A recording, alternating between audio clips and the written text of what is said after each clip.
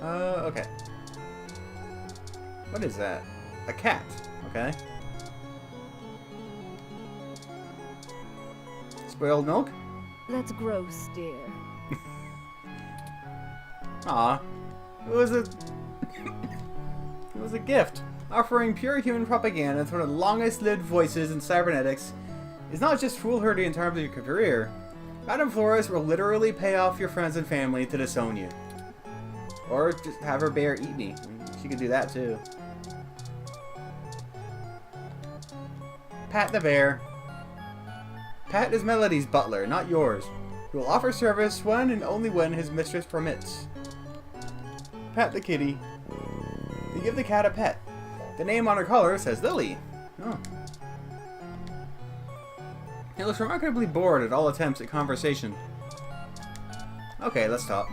If you were one of Fairlight's worker bees, you wouldn't have made it through the door. So why are you here to badger me about poor Hayden? You're the one who let me in. You have me at a disadvantage, Ms. Flores. You seem far ahead of us on this matter. Just call me Melody, darling. And of course. But I'll share a secret or two with you. I have so many questions. Do you know what's happened to Hayden? I wish I didn't. Maybe you don't want to either. Please, Melody, any information you might have. We haven't had access to any of his research notes, and couldn't track down any collaborators he may have been working with. Perhaps if we know more, we might be able to nail down a solid motive. Well, I don't know if I can speculate on that, beyond the usual corporate infighting. Not that Parallax is known for that, of course. We had been catching up recently, and he mentioned feelings of being watched. He started to worry he had been discussing your development with the wrong people. When he stopped returning my calls, and now that you've shown up with a total stranger, it becomes clear what happened. I see. Can you tell us anything else about his disappearance? Oh, I'm afraid not, dear. I've been around long enough to know what's coincidence and what isn't. We were hoping you might be able to shine some light on my origins. Fairlight mentioned that you had worked with Hayden in the past. I see Hayden didn't neglect curiosity in your personality makeup. Well, you and I haven't properly met, but considering how often Hayden badgered me for design schematics of Flower's latest neural implants, I might as well be your aunt? We'll go with that. I wouldn't mind being an aunt, even to a blue-headed robot. I'm touched, Melody. Well then, I'm willing to answer your questions, for now.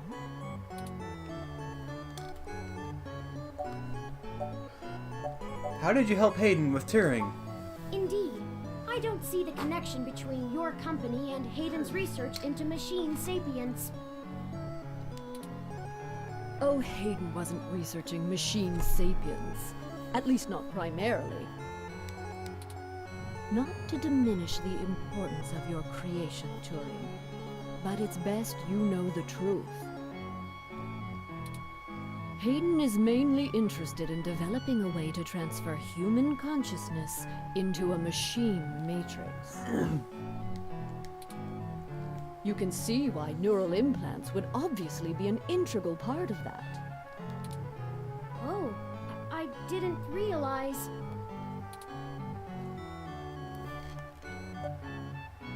How would Turing's development help with digitizing the human mind?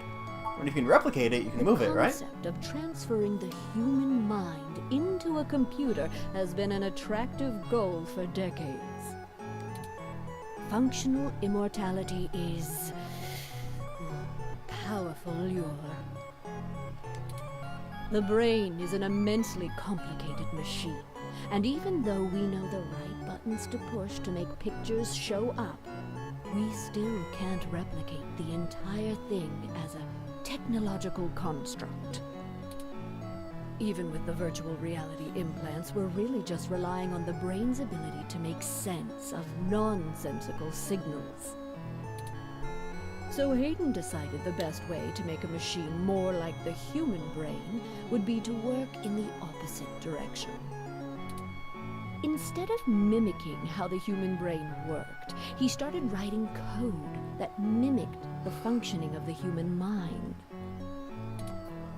Think of it like convergent evolution.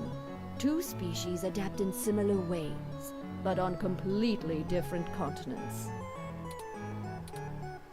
Hayden is a crack programmer when it comes to information collating. It's why Parallax hired him when they did. So he wrote a bunch of self-modifying learning algorithms that were, frankly, baffling, and let them loose. Poke and prod them here and there to make sure they value the same things humans do. And we eventually end up with you, Turing. Interesting. Hayden never revealed any of this to me. I imagine he's pretty tight-lipped.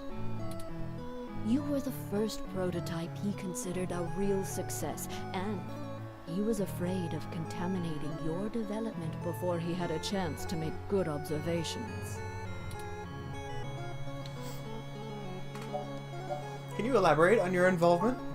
Phew, if you can even call it involvement. It's a small city. And if you're in the tech sector, you are never more than 2 degrees removed from anyone else. When he started looking into this pet project of his, he came right up to my door and demanded access to the research logs behind our earlier implants. Cheeky, but it was impactful and disruptive, as they like to say around here. I couldn't care less about Flowers' patents anymore. So I gave him what he wanted, just to see what he would do. I'm frankly more impressed than I expected I would be, but don't tell him that. You know he's not here, right? Don't worry. Aww. Poor Turing. I won't. Oh, that was a compliment, dear. Hayden wasn't interested in Turing's development? I didn't say that. Hayden was quite interested in Turing, even if he is just a step to further research. In fact, he was preparing to publish his findings involving Turing, and I know it's going to make one heck of a splash in the scientific community. See, the most impressive part about you, Turing, is that you're surprisingly stock. I assure you, Melody, my construction involves only the latest and greatest in ROM prototype technology. Exactly. You're not off the shelf, but you're still just a souped-up ROM, more or less like every other one out there. Your personality algorithms are impressive, but they don't require some new space-age technology to work. Hayden is going to propose that human consciousness transference does not require special brain-like hardware architecture, but merely the right software wrapper to interface with the hardware. Much like how you function. I suppose that is correct. Still, my personality matrices do take up substantial amounts of my processing power. Wouldn't custom hardware have capabilities that better serve such a demanding specialized task? Sure, there's still plenty of reason in trying to make a computer that works just like a human brain. Efficiency is an important part of that. But if Hayden can emulate the human mind in existing technology, It means we can start the immortality now, rather than waiting for hardware to catch up with Hayden's software. Frankly, I'm not terribly interested in living forever, but there's more than enough people who are. Thank you for this, Melody. I understand so little of my origins. Well, I'm sorry I don't know more of the specifics. Hayden kept me up to date on his progress, but only in the vaguest of ways. If you can hunt down his notes, I'm sure they'll tell you more. Of course, we'll keep looking. Now, perhaps we could ask some other questions? Sure.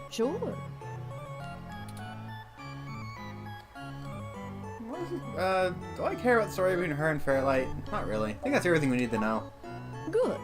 I can get back to my retirement.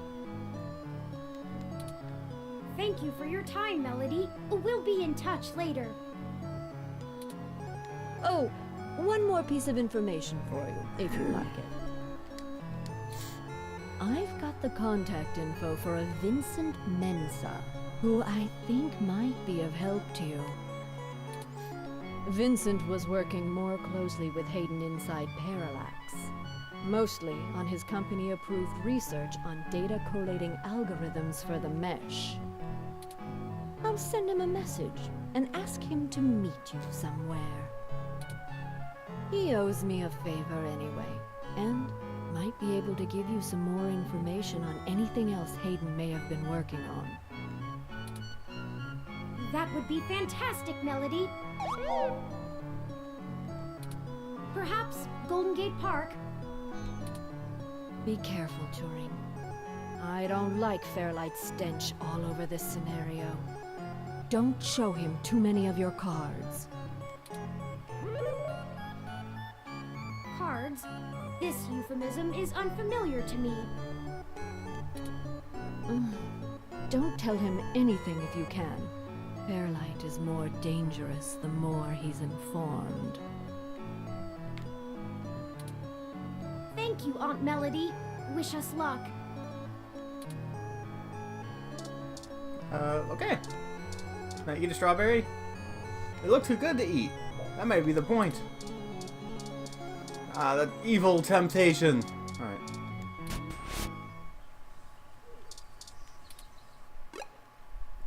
Okay. I go to the park to meet what's-his-face. Oh, is Cost no longer a place I can go? I guess I've chosen a path. Alright, let's go. GG Park, GG.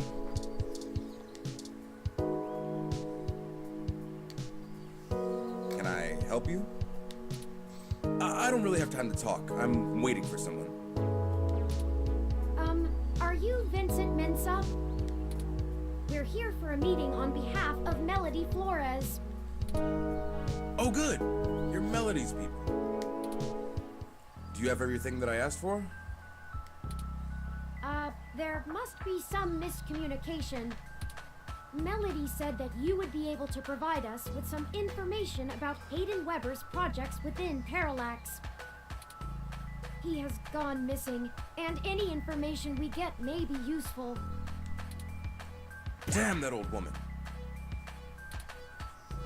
What? We had a deal. She promised me, and I'm not giving up anything until I get what I need. I already know Hayden is missing. Why else would I be willing to sell corporate secrets to Flower? This was my chance to get out of the city. Instead, she sends the two of you, hat in hand with nothing. I'm assuming you're Hayden's little pet AI? Insulting, but accurate. Look, I'm sorry to come off callous. I do want to help. Hayden was a colleague and a friend, and I want to know he's okay. But I also need help getting the hell out of Neo SF, and now. My info is my leverage, and it's not for free. I'll just have to find another buyer. Maybe after I make another deal, I'll be able to pass it to you. Perhaps we could assist you? My friend here is a terrific journalist. Being skilled at hunting down people and information is part of the job. I don't know.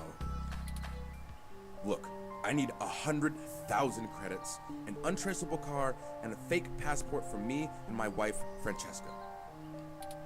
If you can get me all that, I'll give you anything you want.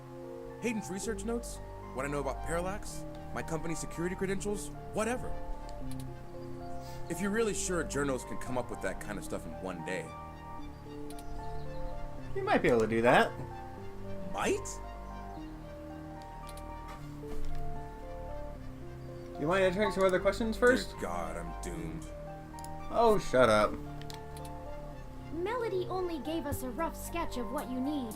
The more you can tell us about the situation, the sooner we can fulfill your request. Sure, as long as it isn't the juicy stuff.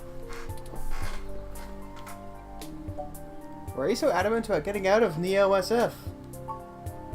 Because Parallax is rotting from the inside out. Hayden going missing is the last straw, and it's a big-ass straw. There is... how do I put this without giving it away? There's a new project about to roll out, and it's going to change everything about how Parallax does their business worldwide. Since the launch of the MeshNet, we've had some board shakeups, and the people at the top are different from the ones who previously run the company. The altruism the company displayed in the past is gone. They're harder, more ruthless, and more concerned with profits and power than ever before. So, like modern day EA. Not just richest company in the valley power either. Real power. My guess? Parallax got rid of Hayden because he was about to do something that would get in the way of that.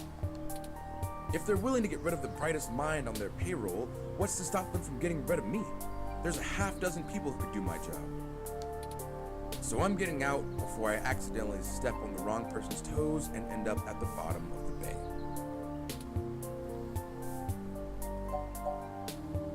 Do you know anything about Hayden's disappearance? Nothing concrete. I probably wouldn't have noticed anything out of the ordinary. I mean, Hayden goes out for a couple days all the time, right? Conferences and guest teaching. He doesn't exactly share his itinerary with me. I tried asking around and no one will say anything. If he had jumped ship, went to a different company, it would be the talk of the week at the water coolers. Instead, dead silence. Thankfully, he allowed me to keep backups of most of his work, simply because I cross-referenced it so much. He didn't like having it all in one place anyway. Bring me what I asked for, and I'll tell you more. What do you do for Parallax? I'm the head applications engineer for their data analysis division. Or maybe was, is what I should be saying.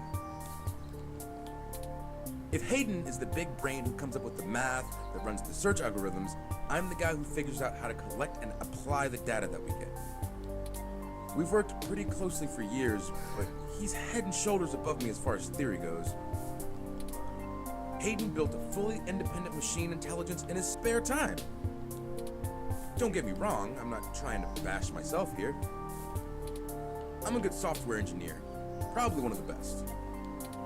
But machine intelligence? In a form factor like yours? Now that blows my mind. We've got full immersion, virtual reality, yet most people would still call you science fiction. If you say so. Thank you. We'll go get those things for you. Sure. I guess I can stick around here for a while. I need to make some calls anyway. If you do manage to get what I need, bring it here today and you'll get anything you want. Forwarding photos and info for the passports to touring now. And I really hope you can do this. I'd rather give it to you than some other corporation anyway. See you soon. I'm not quite sure where to get fake passports or an untraceable car. The only shady folks we know are those punks who vandalized Hayden's apartment. So turning them in is gonna come back to bite me in the ass, isn't it? I doubt they could point us in the right direction, but a long shot is better than no shot. They might agree to help us if we get them off the hook for stealing the data cache. We should check the police department and see if Lexi can pull some strings. As for the rest, perhaps Dr. Fairlight or Melody could spot us the credits. That certainly is no small amount, but is unlikely to cause much consternation for either of them, assuming they are as dedicated to helping as they claim. Melody is assumably home as usual, and Fairlight did let us know he'd be at the hospital. We could ask either of them for assistance. Up to you to decide which would be a better course of action.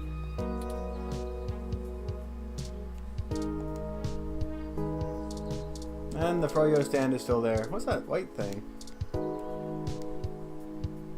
A chalk doodle of the police ROM that some kids drew. There's graffiti all over the robot now. Looks like some older kids got their artistic expression out on the poor police ROM. Okay. Let's see. I don't really trust Fairlight. Let's go to the station first. I didn't expect you to show up here. Excuse me. I was just about to wrap up booking these two, now that they've had a little time to sit underneath the weight of their shenanigans. Hey, look! It's the snitch! You know what they say about snitches? Not in front of the detective, Chad. Hey, if you don't think the vandalism is enough, I'm sure I can write up a quick charge for that threat, too. Huh! We didn't do nothing that bad! This is bullshit! Oh, my dad's gonna kill me! Well, you should have thought of that before you decided to take your street art to the wrong street. A little community service never hurt anyone. It'll be a learning experience. And we would have gotten away with it too, if it weren't for... Chad, shut up! Don't call me that, Ollie! I told you I'm Starfucker now! So what's the point of watching all those ancient cartoons with you if I can't use the joke? Don't dig us any deeper. We're in enough trouble as it is. They say it in every episode! Okay, you're Not on a running the television joke show, into the Chad. ground now. We were arrested by real cops. What? You think they haven't seen the show? Why do you always think everything is a damn joke, asshole? Oh, now look who's swearing. Goody two-shoes. Ahem. Boys, if we're done arguing. Yes, ma'am. Yeah, whatever. So, what brings you to my lair?